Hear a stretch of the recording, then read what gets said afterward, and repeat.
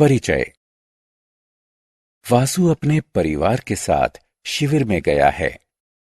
वह नदी के पास खुली जगह में तंबू लगाने में अपने पापा की मदद कर रहा है।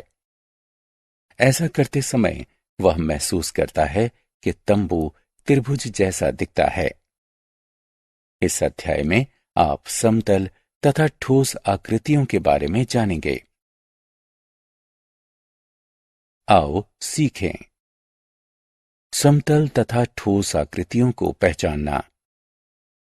3D यानी त्रिविमय के साथ 2D यानी द्विविमय वस्तुओं को मिलाना। सीधी तथा घुमावदार रेखाओं के बीच अंतर करना। आकृतियों के प्रकार। हम अपने चारों तरफ विभिन्न आकृतियों जैसे पेंसिल, रबर, मेजें, किताबें, कुर्सियां आदि को देखते हैं। ये ठोस आकृतियां कहलाती हैं।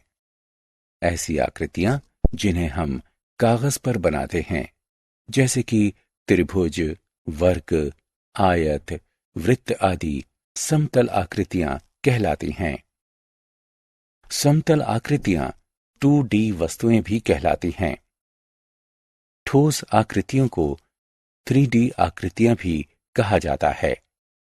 सभी 3D आकृतियों में गहराई पाई जाती है, जबकि 2D आकृतियों में नहीं पाई जाती है। वस्तुओं का मिलान करना। हम ठोस आकृतियों का मिलान समतल आकृतियों से कर सकते हैं। हम एक चॉक बॉक्स का मिलान एक वर्ग से कर सकते हैं। हम एक रबर का मिलान एक आयत से कर सकते हैं। हम एक तंबू का मिलान एक त्रिभुज से कर सकते हैं। हम एक गेंद का मिलान एक वृत्त से कर सकते हैं। 3D वस्तुओं को नाम देना। आओ अब हम ठोस वस्तुओं को नाम देते हैं। चॉक बॉक्स एक घन होता है। रबर एक घनाभ होती है। घन तथा घनाभ दोनों में किनारे तथा समतल सतहें होती हैं। चौक एक बेलन होती है। इसमें एक गोल सतह के साथ साथ दो समतल सतहें भी होती हैं। गेंद गोलाकार होती है। इसकी सतह गोल होती है। तंबू एक प्रिज्म होता है। इसमें किनारे तथा समतल सतहें होती हैं।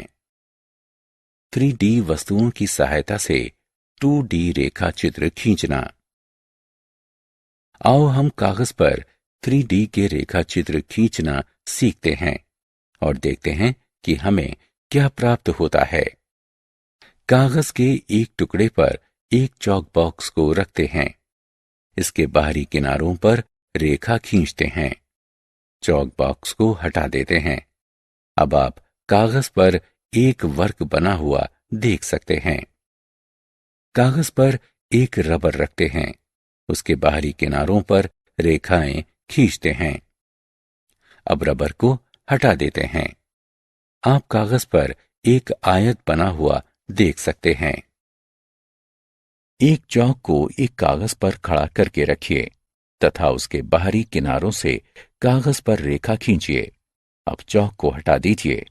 कागज पर आप एक वृत्त बना हुआ पाएंगे। कागज पर एक गेंद रखते हैं।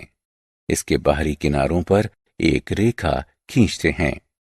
अब गेंद को हटा देते हैं। आप कागज पर एक वृत्त बना हुआ देख सकते हैं। कागज पर एक छोटा तंबू रखते हैं। उसके बाहरी किनारों पर एक रेखा खींचते हैं। अब तंबू को हटा देते हैं। आप कागज पर एक त्रिभुज बना हुआ देख सकते हैं। सीधी रेखाएं। कागज के एक टुकड़े पर माचिस की कुछ तीलियां रखते हैं। तीलियों को 3 तरीकों से रखा गया है: क्षैतिज, लंबवत और तिरछी।